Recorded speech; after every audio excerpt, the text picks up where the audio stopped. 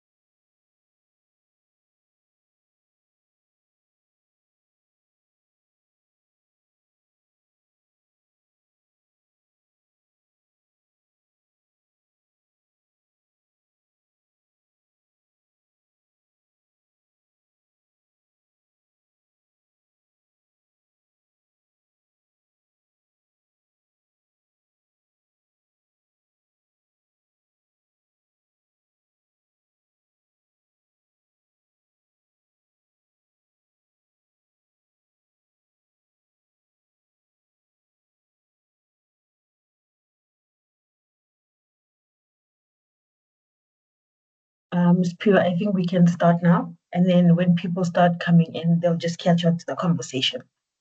Thank you so much. You're muted.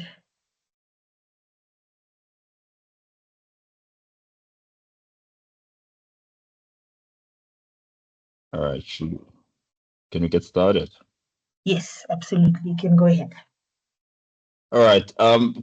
Good afternoon, everyone. And welcome to our topic today, which is heritage in every voice, the business of storytelling with SABC. As we're all aware that September is a Heritage Month, which obviously talks mainly around the strength of diversity.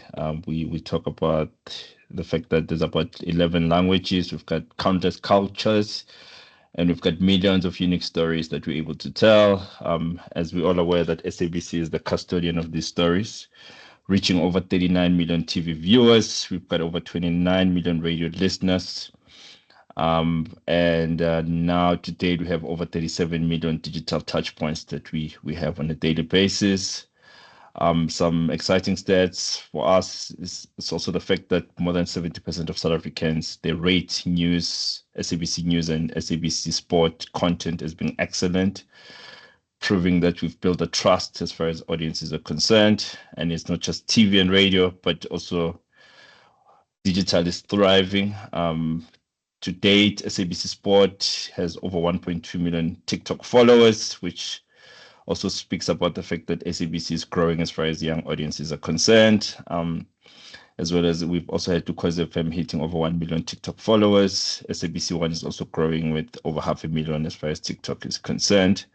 We've just recently been given awards from TikTok with SABC Sport and SABC One getting Glow Up Awards. Ukhozi FM just received a Trailblazer Awards, proving again the significance of local content, regardless of the platform. As far as today's session is concerned, we're going to be touching in terms of the power of access. We're going to be talking about the significance of storytelling in all 14 languages.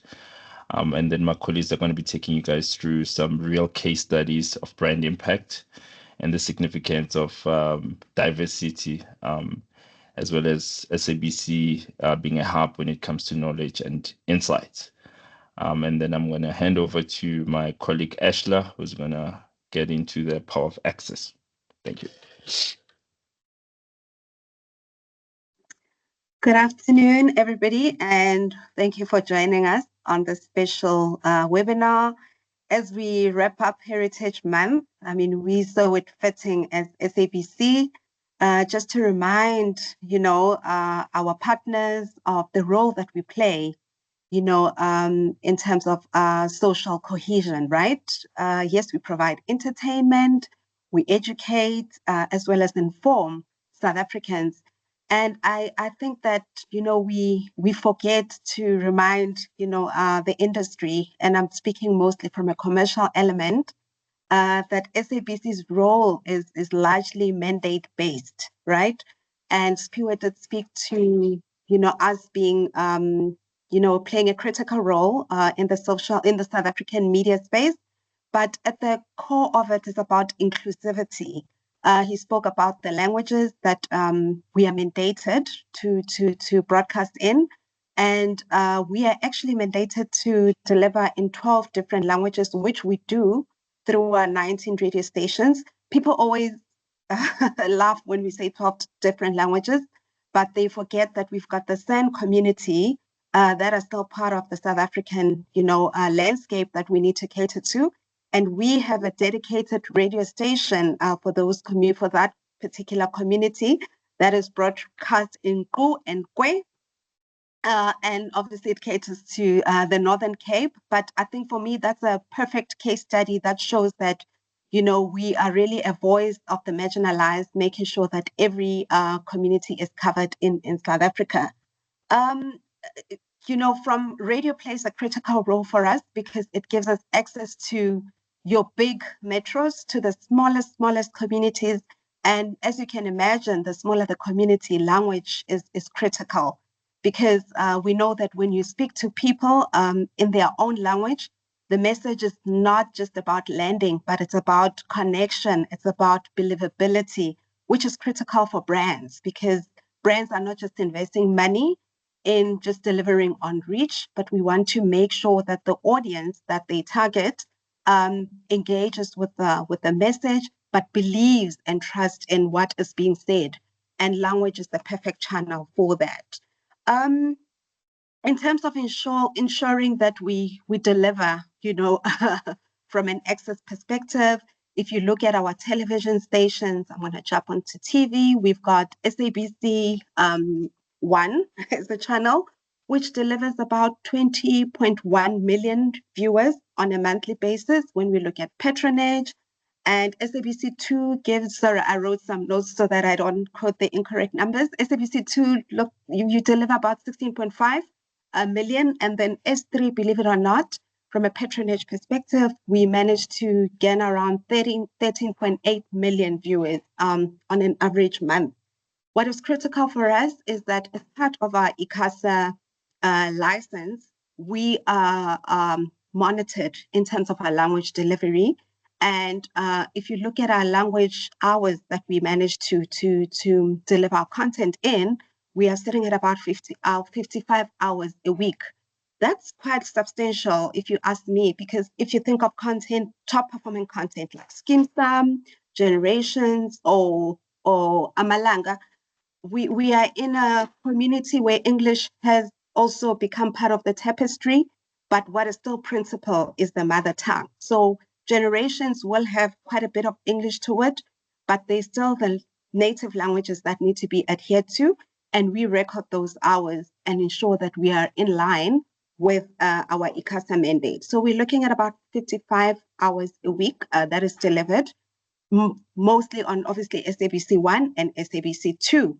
And, when we speak about language, people always think we are referring just to the African languages, but Afrikaans is also quite critical for us. Afrikaans is the third most spoken language in South Africa, for those who don't know. Yes, we've had our challenges in terms of our Afrikaans strategy, but we are definitely Afrikaans strategy on television, right? We haven't lost the plot on the radio side. RSG is a top performer for us. We pride ourselves, in how that channel or the radio station is performing. We've got a very strong, loyal base. And when I mean loyal base, I'm talking about people that listen to RSG exclusively. It sits at about 35%, which is amazing. So if you are looking for a very engaged audience, an audience that can convert and converge in terms of buying the goods, RSG is definitely the place to be. And yeah, as I mentioned, and one thing about RSG as well, we are so proud to see how they are embracing our content that lives digitally.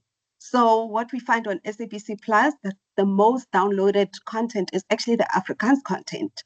So those Afrikaans dramas, they are the most downloaded content, as well as the podcasts that happen in that language. So when we speak of language, we always have to remind people that it's the African languages, but Afrikaans is also in the mix as well.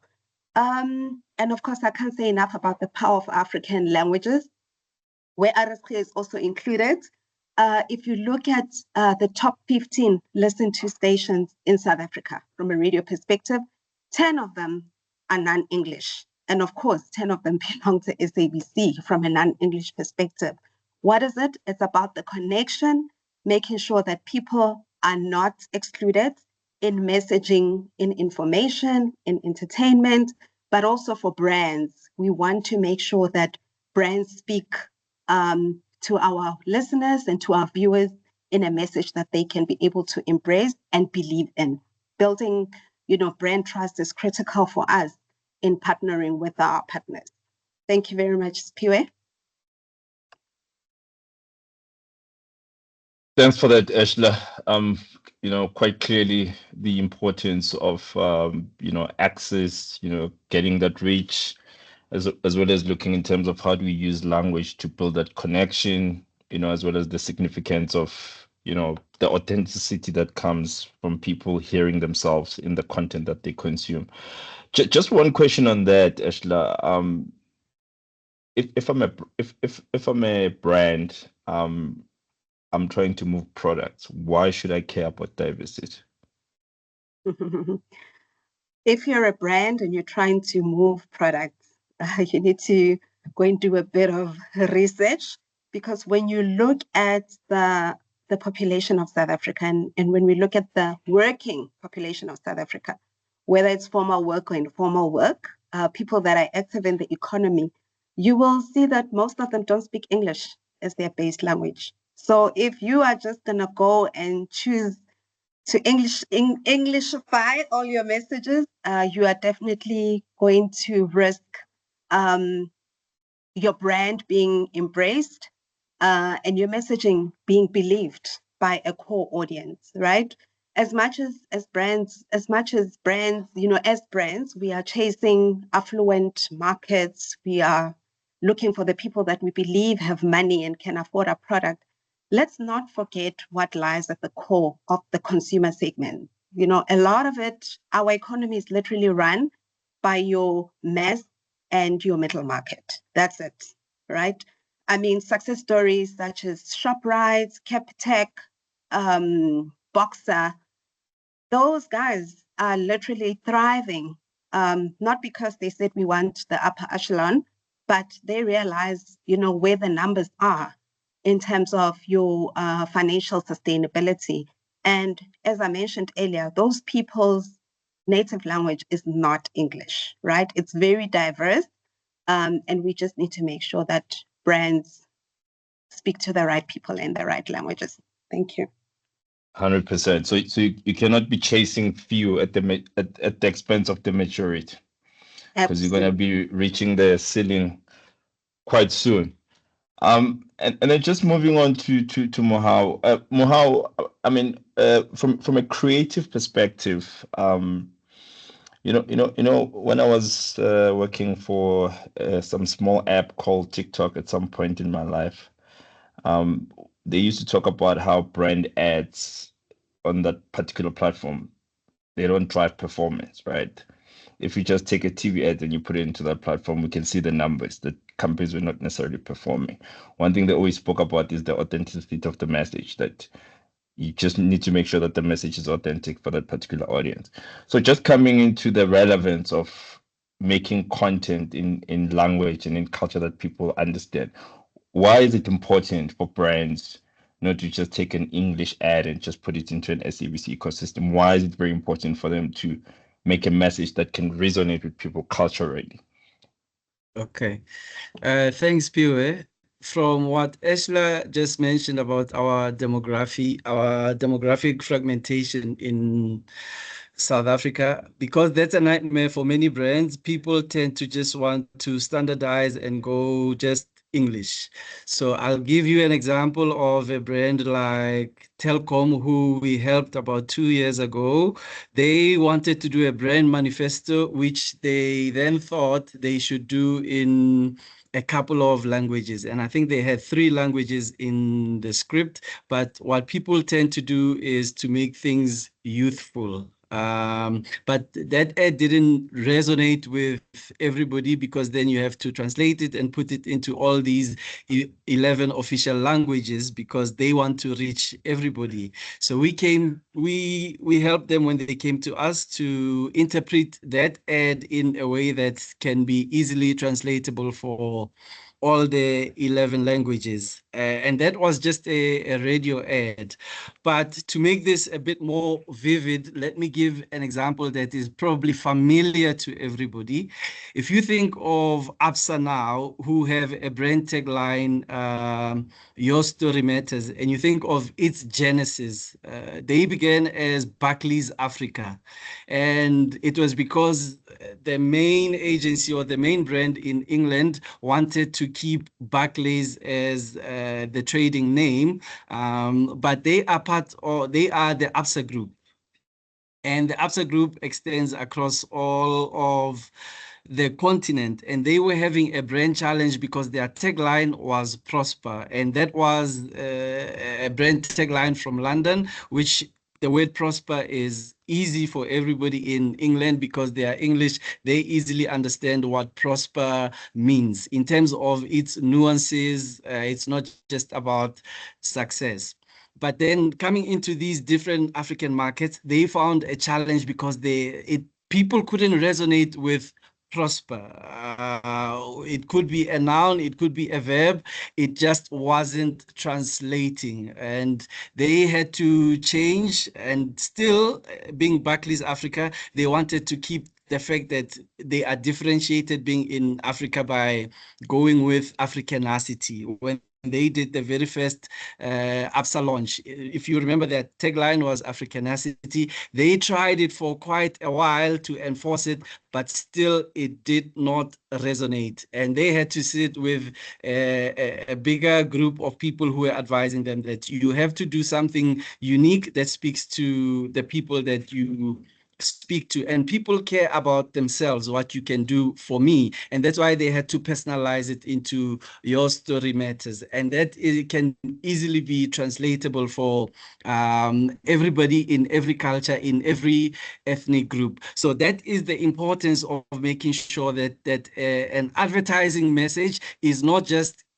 catchy, it's not just cool, but it actually speaks to the heart of a people. And language then becomes critically important in translating a strategy into a creative message that can resonate. That really, in a nutshell, is why it is so important to make sure that you understand people's cultural nuances, their preferences, and their tastes that develop and change so quickly. You made mention of TikTok, and yes, the internet speaks in memes, in reels, in voice notes. But when my mother sends me a voice note, she still speaks in Sesotho. She doesn't, because it's a medium that is probably firstly an English medium, then start saying hello, Mohau, how are you? She speaks Sesotho. So and it is like that across different ethnic groups.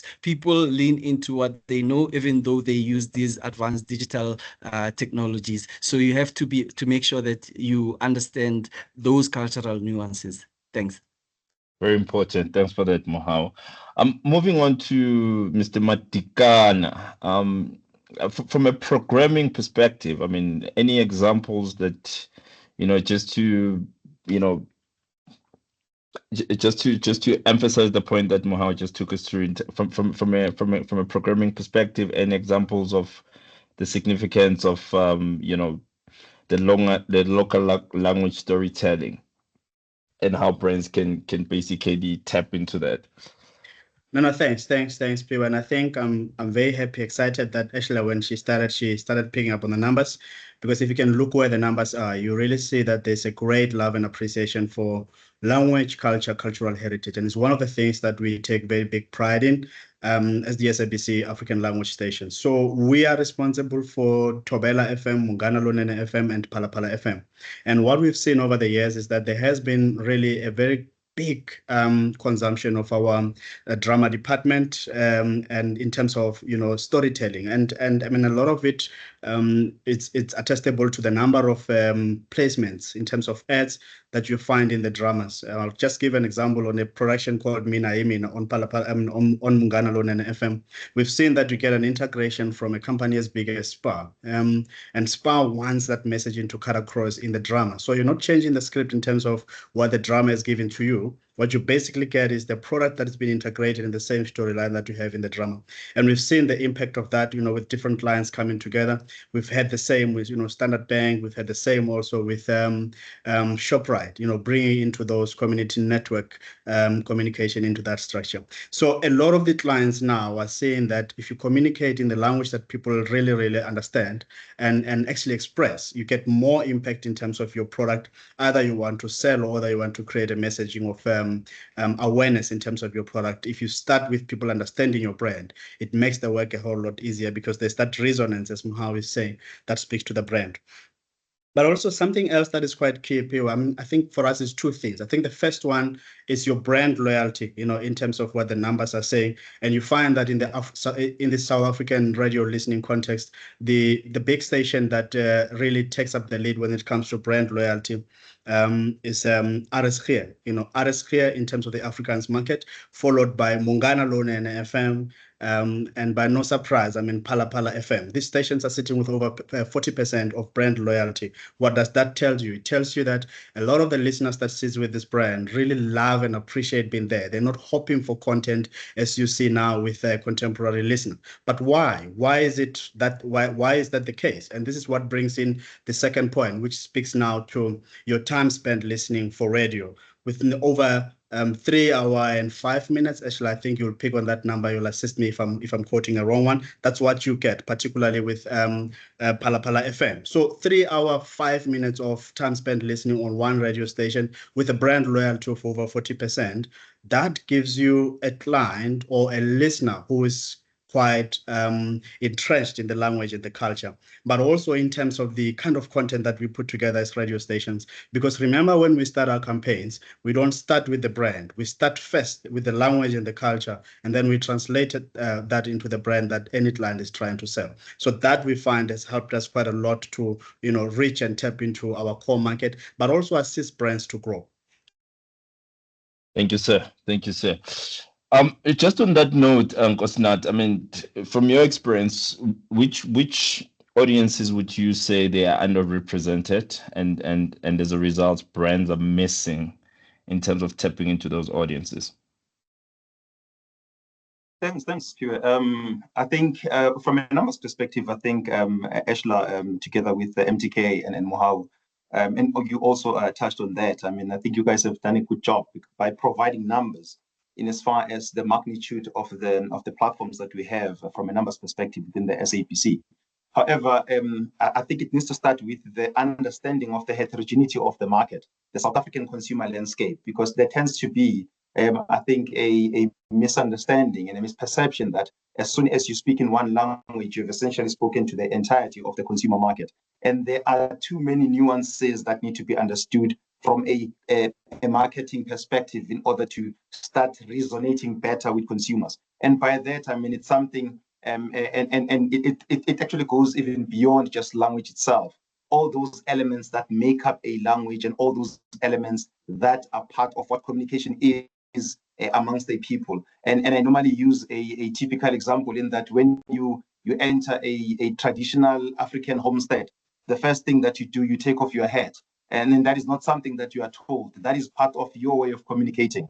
So when we start to talk communication, we need to understand some of those nuances. And from a language perspective and also from a culture perspective, you realize that there is a lot of untapped potential in markets, for example, such as the Chivenda speaking community, the Isindebele speaking community. And I will use the Chivenda speaking community as an example for as a case in point now. We've got a radio station such as a Palapala FM that on a yearly basis takes listeners on an overseas trip. I mean, this is an African language radio station that is perceived to be listened to a particular SEM. So now if you've got such a station consistently having listeners paying way up front and at all times wanting to be associated with this brand, in as far as all these excursions, as far as all these trips that are being taken from the likes of Tanzania to the likes of Rome, and all that is happening consistently on a year-to-year basis. It then says there is a lack of understanding, or at least a lack of appreciation of what this market has a potential of doing. And that we have seen as well with markets such as the speaking community, because there's a lot of commuting that is happening between, for example, Mpumalanga, where this market is predominantly based, and Gauteng, because there actually is most of our consumers are consuming while in motion. And hence, in their consumption patterns, we realize that there's a lot of messaging that we can carry and a lot of customized content that we can carry that accommodates the commuting that is happening between the two provinces, because the proximity is actually, like I said, it's only, 15, 20 minutes away between the two. So from what is perceived to be a rural province to the metropolitan, that is the CBD, and the capital city of South Africa, you realize that actually there's a lot that has not been fully tapped that is in the market, such as the Chivenda speaking market, the Siswati speaking market, and also the Isindebele speaking market. And by extension, you should never forget that beyond the numbers, there's a lot of trust that these consumers have in as far as these brands are concerned. No, thank you very much for that. I guess it's demystifies the stereotype that when Black people say they're traveling, they're just going to their homelands to see their parents. It's good to know that people are traveling internationally. So what I also find interesting, Kosnat, while I have you here, I mean, we've seen the likes of Spotify fighting to get content from Ukhozi FM, whether it's music, to live within their platform. We've seen the likes of TikTok, pushing aggressively to get more and more local content, because it's quite obviously that, there is quite a massive interest, more so from young people that are looking for that original content that they can resonate with. So I mean, just maybe highlight to the forum that why do you think that there's been such a huge interest from these international platforms looking for local content? Why is that so important? I think number one, using Ukhozi FM, for example, as a case study here. Ukhozi is the biggest radio station in Africa, and that cannot be disputed. And its magnitude. You also need to now go and understand and essentially understand how the market is segmented for a platform such as Ukhozi FM. And when you start to realize that there's such a market, in as far as representation is concerned, actually has a very huge proportion of young people, the same young people that most brands would go look for in what are termed commercial brands. So essentially what you have as a proportion, as a fragment of Ukhozi FM's listenership is what another radio station that is English speaking, for example, has as a total package and as a total listenership of the entirety of the station. So that essentially says Ukhozi FM as a station is big and is massive, and its magnitude should be taken full advantage of.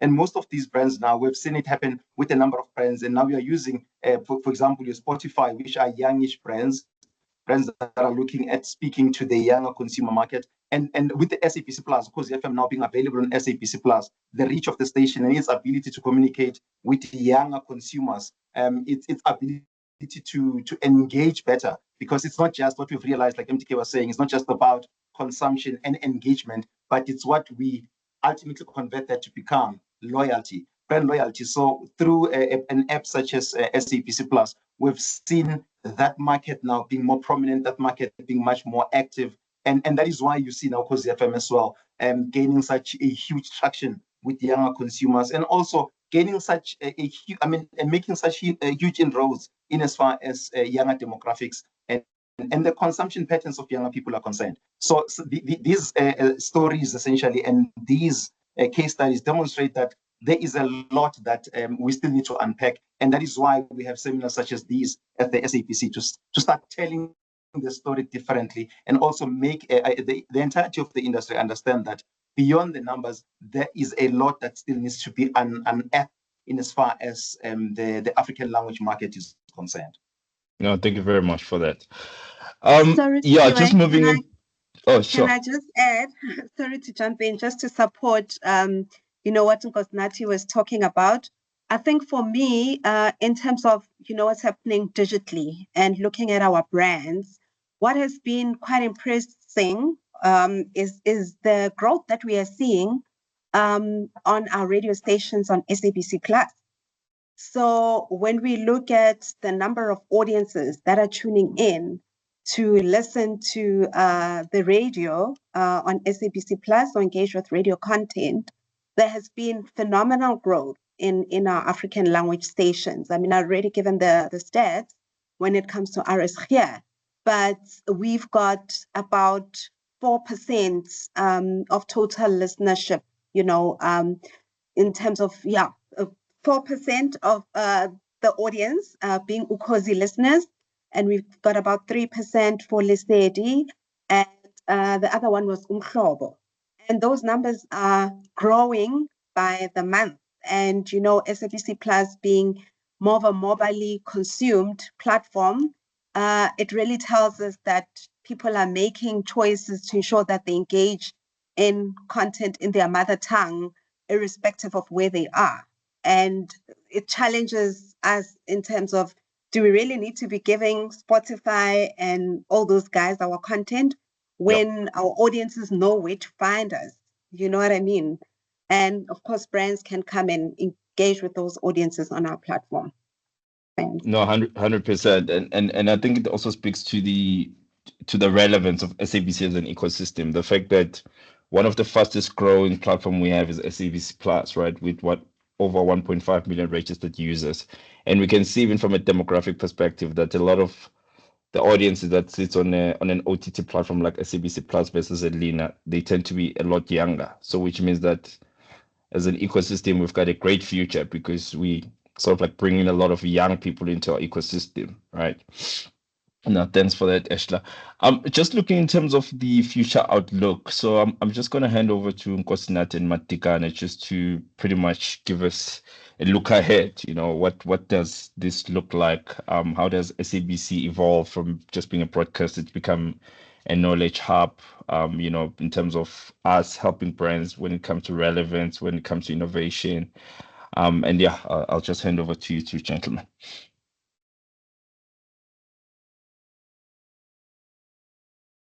Should we start with the handsome one that is on the other side, MTK? But you know what? when in as far as the SABC is concerned, I think you started it quite beautifully, Spiwe, by saying we want to become an active partner.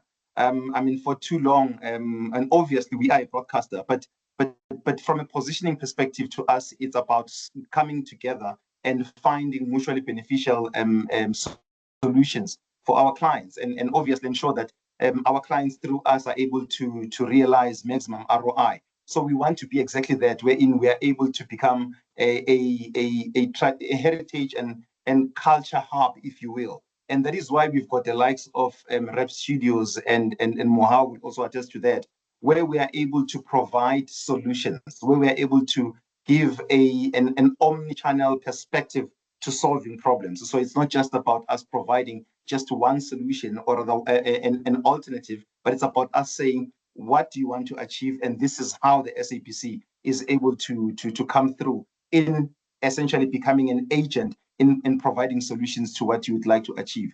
And beyond that, to us, it's something that we have termed as within the SABC as commerce and culture. The commerce that is in culture, it's something that has not been fully exploited by the industry. There's a brand, for example, right now, through the SABC, it's repositioning. So what it has done is that from it being known and obviously positioned for too long as a traditional brand within the FCMG landscape, it found the SABC as a very strategic partner in ensuring that it starts to play where consumers are now consuming. So now this brand has essentially become, or rather through the SABC, it's now becoming a younger brand. It's now becoming a brand that consumers are able to relate with better. So it's us now providing more solutions in order for us to provide better ROI to our partners in this instance. How put it quite nicely earlier when he spoke about the bank that we were working with that had to be provided with insights by the SABC. I was part of the team that did exactly that, where we provided insights. So it was not just about them coming through and using the SABC as a medium, but it was the SABC providing more than just what was on the surface here. But lastly, as the SABC, we want to be a co-creator, if you will, a partner to our clients, where we don't just come through at the end, but we come through from the beginning and we ensure that growth, if growth is what our clients are looking for, and brand presence and brand resonance, we also a partner from day one in order to ensure that we amplify their brands through the many platforms that we have. Like you said, it's a huge ecosystem within the SABC. Over 30 million plus audiences on a weekly basis. That's so true. There's no one who delivers distribution and reach in this market better than this entire ecosystem. Yes, over to you, Mr. Matika. Those are loyal listeners. These are listeners that don't hop along a lot in terms of radio stations, but these are listeners that are really quite keen in terms of their language preservance and cultural heritage. Nati has said quite a mouthful. I think it's just two things that I would also just want to expand on a little bit of what Ashla touched on in terms of our content consumption that we find on SABC Plus. I mean, there's content that is radio on demand, and there's content that is just digital innovation that we are bringing as the radio station from a Ukhozi FM perspective. You've got Ukhozi TV that brings in a number of different episodes that speaks in isiZulu, looks at different campaigns that are cutting across in terms of the country. But look at the number of consumption or active users that interact with that kind of content. Tobala FM has Tabayaka Limankoko. It's a full flesh on content that sits on the SABC Plus, where you get insights about different people that make a huge impact in the society. We also have Pupu Yarashak. I mean, we've produced this operation over a period of 2 years, and what we were doing with it was just to simply profile some of the prominent Batsonga people in this country, and we find that people interact with that kind of content because they get to be aware. They know more about themselves than they actually thought they knew. And then we've got from a Palapala FM perspective, you've got Rodigeda, which is a full hour, hybrid program. It runs on SABC Plus. It also runs on air. And with this program, we've seen also that there has been a great love and appreciation from different sponsors just to place their banners on that kind of a platform for them to be seen and for them to be heard. So I think the future, I would still re-emphasize, the future is radio. We've seen the love and appreciation, the following, the fact that the medium has been able to adapt, to different platforms. That's something that we quite appreciated. I mean, I giggled a little bit when I saw Tim Zakel here, because it's a gentleman that have spoken quite strongly about radio and radio management. And I think one of the things that we're doing very well as the SABC is that in the mix of commercialization, we are still very much keen on making sure that the content is quite preserved. Quite preserved. If you have good radio, if you've got good radio content, it's easy for clients to build on that. One thing that a lot of clients are starting to be aware of now is that if you translate your campaigns into indigenous languages, into Sepedi, Xitsonga, isiZulu, and all of that, doesn't make as much impact as when you start those campaigns in those languages. Thank you. Thank you. Thank you, sir. I think I've got a question for Ashla. Sorry to put you on the spot there, Ashla. So one thing that I've sort of like felt that radio, you know, especially from African language stations, hasn't done really well is we don't own our own narrative, right? You know, I always say that if you look at radio, we've done a lot more in terms of driving retail sales. I mean, if I think of retail in a market like, for instance, KZN, you know, whatever growth that Spar, that Pick and Pay, that Unilever reports in that market, you know, we could literally say this is how much volumes that was driven by the likes of Cause FM, you know, in terms of their bottom line, their profits. But for some reason, I felt like that's not the story that always comes out. You know, if we talk to brands, we always talk about radio as an awareness piece. We don't talk about radio driving the actual sales on the ground, right? What's your take? Do you think brands are not really paying attention in terms of how radio can really drive the actual sales on the ground? They always look at platforms like your Google, for instance, to say that is where they drive sales, but that's not necessarily the reality from the numbers we spoke about, you know, given the fact that we've got such a massive reach and we can do a lot of conversion. Why do you think that story is not coming out strong? I'm actually glad you asked that question, right? Because as Nkosinathi and Madikana were speaking, I just had this epiphany that maybe we are not partnering with our brands to segment our audiences properly, right? It boils down to segmentation. Are we, obviously brands will have their own very standardized clinical segments, but I guess as SABC, being the diverse platform that we are, and I speak diverse in terms of our audience profile, we need to just work closer to brands to help them segment and understand our audiences better. And no, Spiwe, we don't just drive retail. We drive motoring. We drive finance. I mean, I gave an example of Capitec. And, you know, for me, my biggest thing now is us also cleaning up and sanitizing how we are perceived by our partners. We don't just want to be there for, give them ShopRite and, you know, the retail stuff. Let's get all the big motoring brands, you know, on our platforms and be positioned that way. Because the reality is our viewers and listeners are buying those brands, you know.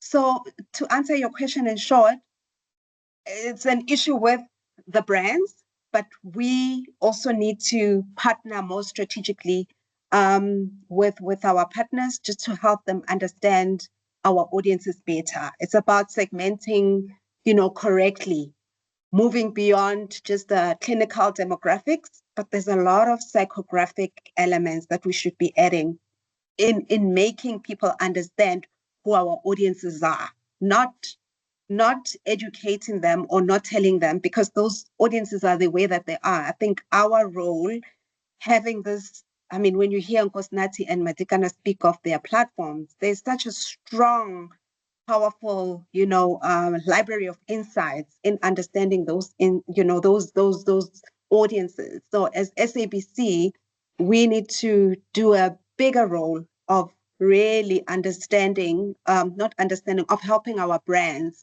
understand who our audience base is beyond just the demographics, psychographically, lifestyle, you know, and otherwise, just so that we can own the narrative. But you are really correct in the sense that radio has been a big driver of a lot of success for a lot of organizations. And we just keep going and going and going, and we don't really stop to congratulate ourselves and celebrate a little bit with our partners.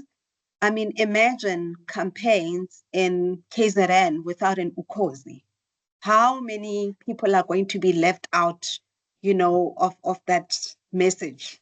So yeah, we'll be working, I mean, from a media strategy perspective, we'll be working close with our sales partners just to help go on this very strong segmentation education drive to try and bring our audiences alive, you know, in the minds and eyes of our partners.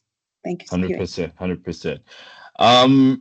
In the interest of time, I'm gonna open up the floor to Q&As. Any questions, you could drop us a chat. You can raise your hand, and then we'll open up the floor.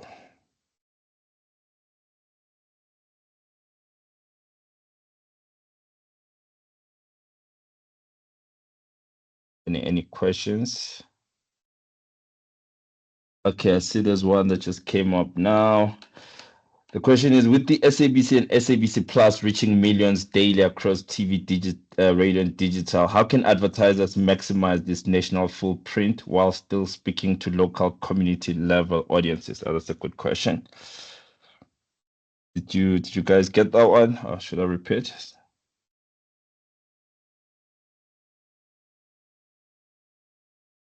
It's also in the chat. Sure. Well.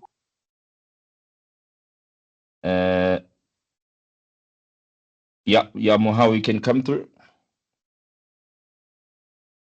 Yeah, I think there hasn't been a time when advertisers and marketers have to work very closely with the owners of content, which would be us as broadcasters, because we understand our audiences much more intricately, more than what a focus group analysis can give you.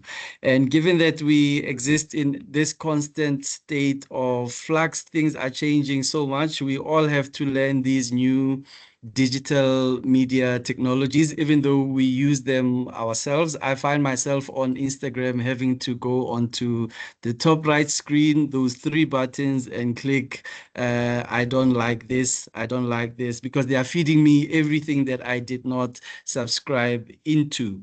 But when you come to a focus platform, let's say like SABC Plus, it is sanctioned properly. If you think of a magazine, you can turn a page and go to your Metro FM, you can go to Mungana Lonene, you can go to the thing that you want specifically, and then begin to listen or to watch for a much longer period of time. Unlike these TikTok, Instagram, where everything is being created to capture your attention in 7 seconds. And that is not really sustainable, because it is also detrimental to young people. So it is a very important time for us as marketers, as brand custodians, to work together in seeing how best to position messages in a way that can drive that conversion that you, Spiwe, spoke about earlier. And that conversion, of course, we all need to re-educate ourselves into the basics, that there are cognitive attributes that you have to appeal to, meaning things that I have to think about, whether do I want to buy this car or this house today, tomorrow, in the next week or so. But there are also sentimental things that appeal to people's hearts, and those have to usually sometimes do with sport or the dramas that they watch, seeing that cool character that they like, who is now suddenly driving a VW, whether it is on Skeem Saam, or whether it is on Pimville, or whether it is on one of the dramas that we've put, say the Makarapa City that was on the Tuso's show. So these are things that we have to contend with, of what appeals to the mind, what appeals to the heart, but also what is responsible and what's reasonable, because it is not sustainable to try to put all your ads on Instagram, because we tune out. Thanks. You can come through, Matikano. No, thanks, Piwe. It was just to add on what Mohawe said, just to bring in also an element of an alternative audience. So on your traditional radio, you've got the numbers that we'll be boasting about in terms of 2.8, 8 million, 4.5, whatever number. But now with the SABC Plus, you've got a completely different market wherein you've got diverse listeners or consumers on it. I mean, the first ones will be your hybrid people that listen both to the radio station and those that tap onto the content on SABC Plus, but those also that literally have no time to listen to radio on any other platform except interacting with the content that we have on SABC Plus. So that's another an opening for clients that you're not only reaching a traditional audience here in terms of radio, but you're dealing here with a consumer who's tech savvy. One of the big criticisms that we've been getting as the SABC that a lot of our listeners are not tech savvy, but with the advent of SABC Plus, you see now that it's not just people listening on traditional radio, but also interacting with the content on SABC Plus. They're also interacting with kind of content on all our social media platforms. So to be able to reach or tap into that space, that's an alternative consumer. Thanks. No, thanks for that. Yeah, it's very interesting that they're saying our audiences are not tech savvy, but our channels are some of the fastest growing channels on digital platforms, so, and like I said, SABC Plus is right now, from an OTT perspective, it's one of the biggest at the moment, and it's growing faster than other platforms. So I don't know about that. I see there's a question from Mutumelo. I don't know if colleagues, you can see that question. When it comes to literature by independent authors, what is the reason this platform, I'm assuming it's SABC Plus, does not showcase independent authors of indigenous languages? Because these individuals don't have the money to buy ad space, but the work is relevant to audiences for them to know. You can also be the source of information. Okay, got that. Look, I think the reality is there is a plan that we're working on in terms of enabling content creators to start creating content that can live on SABC Plus.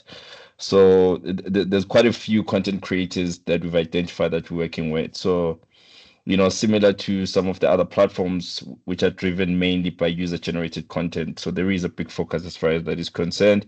I think maybe just put together a plan, send it to us. Let's have a look. Let's see if there's a commercial proposition, because we still need to put together a business plan to justify why that content must live within our platforms. So there's definitely an appetite to work with a lot of content creators, even at a regional level. One of the conversations we're talking about is how do we start to stimulate the creator economy? So the organization as a whole, we do have an appetite to move into that creator economy. I hope that answers you, Dume. Colleagues, I think we've kind of like reached the end of our session. Yeah, I mean, look, I think significantly, is for us to remember that, heritage is not just about the past. For us, it's also a blueprint for future growth.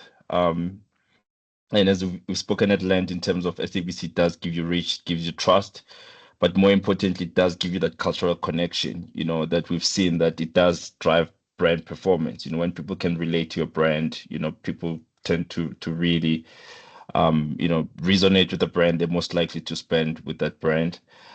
We've spoken in terms of the massive ecosystem that we have from an SABC perspective, in terms of us having those 30 million plus weekly audiences.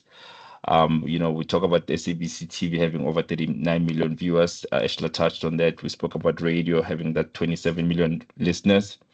And then as well as, millions and millions of our audiences that are engaging with us on our digital platform, which essentially, we're providing that ecosystem in terms of being a storyteller, enabling lots of voices, people to see themselves in the content that they consume. And yeah, I mean, for us, to our partners that have joined us today, we invite you to be part of that storytelling, in terms of every voice, every community, for us to give you that presence. And yeah, just thank you very much, all of you, for sparing your time and joining us today. We really appreciate it. Yeah, any last word from our panel? I can come through, Spirit. Can I go? Yes, please. Oh, okay. I think in parting, we would like to collaborate more with our partners, right? in helping you as partners understand our audiences better. We do acknowledge that we hog a lot of the insights internally, do forgive us, but invite us more if you're working on big strategies where you are not really sure of the audience, but and how best to access that particular audience. We sit with a big repository of information, and as I mentioned earlier, no one covers the diversity that we do from an audience perspective. And we have a lot of knowledge, and we've got nuances as the team emphasized around understanding the tapestry of what South Africa looks like. So please send us emails, ask us, and we are more than welcome to help your brands win, because you can't win without our audiences. Thanks for that, Ashla. Before I let the other colleagues speak, there's a point here from Lerato Mapita talking in terms of content showcase, right? And I know there's exciting plans that are happening as far as SABC2. I don't know if you want to talk about that. You are at liberty to talk about some of the content, the content slate, what it's going to look like.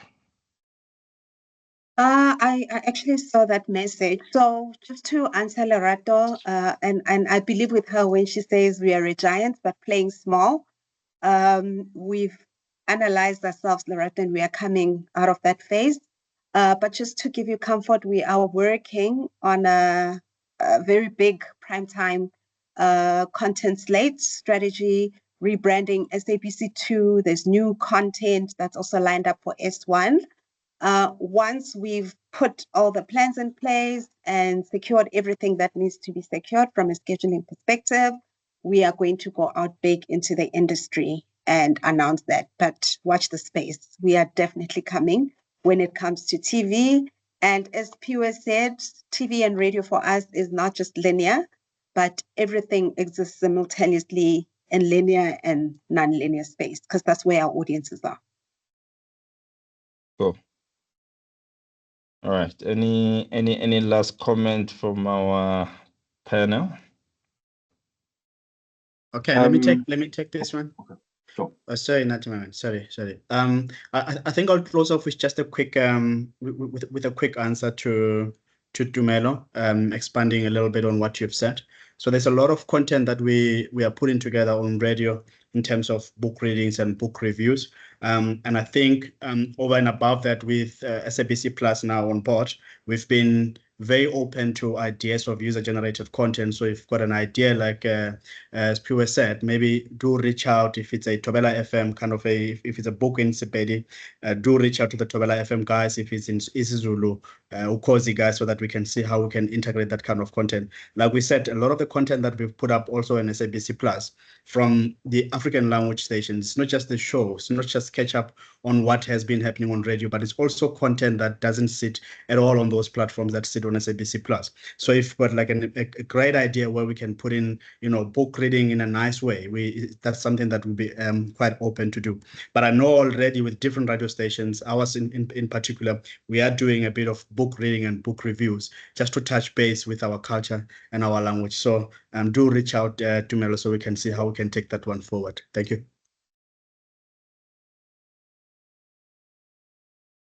Oh yeah, no. Lastly, from my side, I mean, it's just to say what was a traditional event in the rural areas of KwaNdebele is now an event that celebrates who we are in the metropolitan of Tshwane, for example. So our consumers are evolving. So let's evolve with them. Let's understand such insights like Ashla was saying, the demographics that underpin who these consumers are. Let's better understand them. Let's collaborate better with our stakeholders and ensure that we have a winning formula wherein we come through with all these insights and we connect our stakeholders with these clients. So we are looking forward to working more and more with them. And like all the colleagues have said, I mean, as far as our platforms are concerned, there's a lot that is going to be happening. Actually, that is happening right now at the SABC. So we are looking forward to having all these partners come through and take advantage of all the beautiful concepts and beautiful products that we have at the SABC. And we truly appreciate having them in here today. Thank you. Thank you very much. Anything to add, Mr. Mohau? So we've been speaking about heritage in every voice. If we all think of the ad maybe that we've seen on our phones that has been trending, it is a Vaseline ad, and it has an isiZulu tagline that says Umntana kagogo, and that resonates across all cultures, and that's the power of language. And as the SABC, we are, of course, that repository of language and memory. To expand on this, those who will be at the Luris will have a masterclass on how we can blend language purity and digital playfulness. So join us next week there. Thank you. So, yeah, thanks to everyone. Thanks for your time. Yeah, it's been quite a very insightful session. Really appreciate your time, and hopefully we'll see each other very soon. Bye to everyone. Thank you, everyone. Thank you. Thank you. Thanks, colleagues.